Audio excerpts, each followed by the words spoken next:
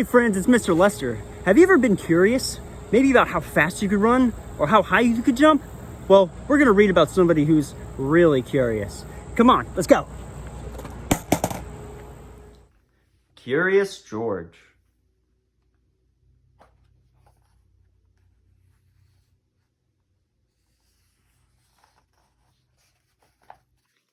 This is George.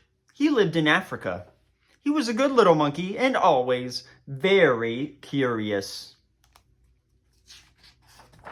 One day, George saw a man. He had on a large yellow straw hat. The man saw George too. What a nice little monkey, he thought. I would like to take him home with me. He put his hat on the ground, and of course, George was curious. He came down from the tree to look at the large yellow hat.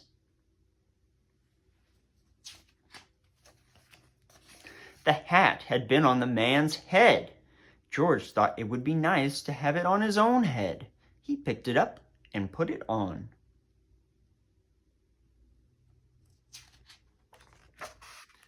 The hat covered George's head. He couldn't see. The man picked him up quickly and popped him into a bag. George was caught.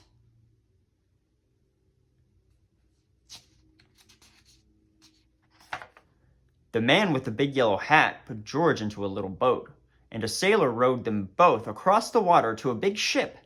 George was sad, but he was still a little curious.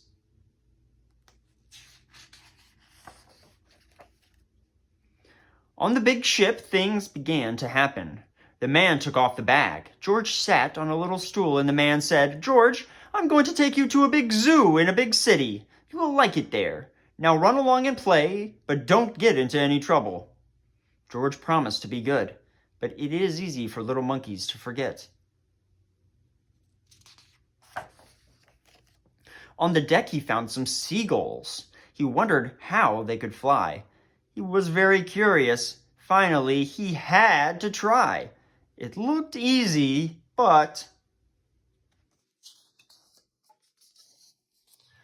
Oh, what happened?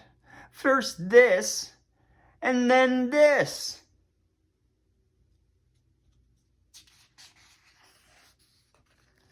Where is George? The sailors looked and looked.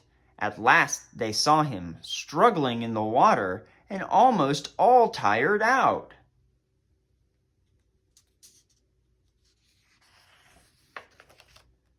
"Man overboard!" the sailors cried as they threw him a lifebelt. George caught it and held on. At last he was safe on board. After that, George was more careful to be a good monkey until at last the long trip was over. George said goodbye to the kind sailors, and he and the man with the yellow hat walked off the ship onto the shore and on into the city to the man's house. After a good meal and a good pipe, George felt very tired. He crawled into bed and fell asleep at once.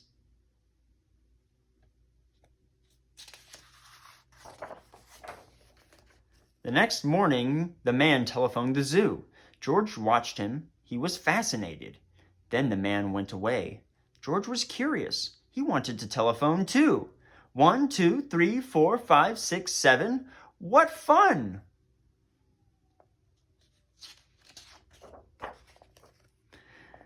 Ding-a-ling-a-ling! George had telephoned the fire station. The firemen rushed to the telephone. "Hello, hello," they said, but there was no answer. Then they looked for the signal on the big map that showed where the telephone call had come from. They didn't know it was George. They thought it was a real fire. "Hurry, hurry, hurry!" The firemen jumped onto the fire engines and onto the hook and ladders. "Ding dong, ding dong! Everyone out of the way! Hurry, hurry, hurry!"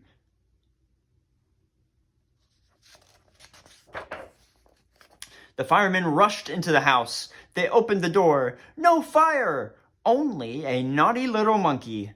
"Oh, catch him, they cried. George tried to run away. He almost did, but he got caught in the telephone wire, and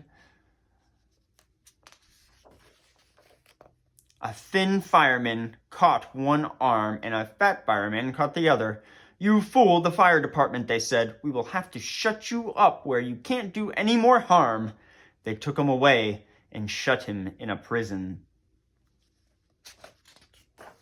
George wanted to get out. He climbed up to the window to try the bars.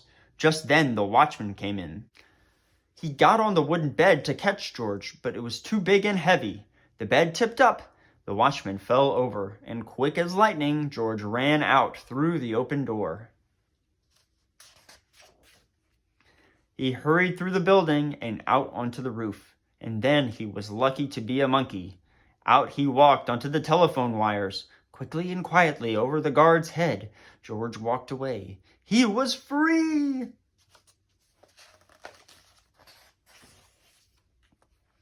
Down the street, outside the prison wall, stood a balloon man. A little girl bought a balloon for her brother. George watched. He was curious again. He felt he must have a bright red balloon. He reached over and tried to help himself, but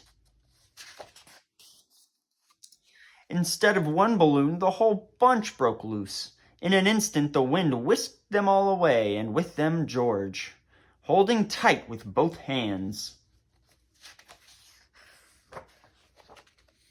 Up, up he sailed, higher and higher. The houses looked like toy houses, and the people looked like dolls.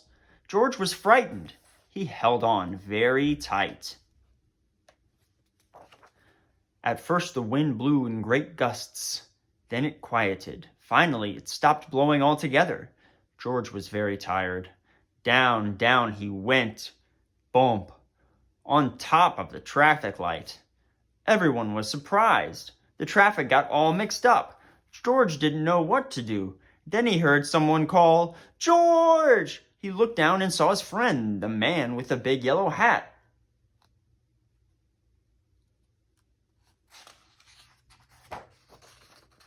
George was very happy.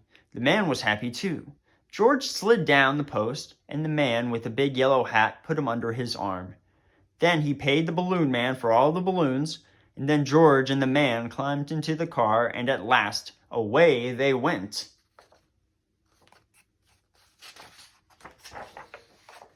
To the zoo! What a nice place for George to live. The end.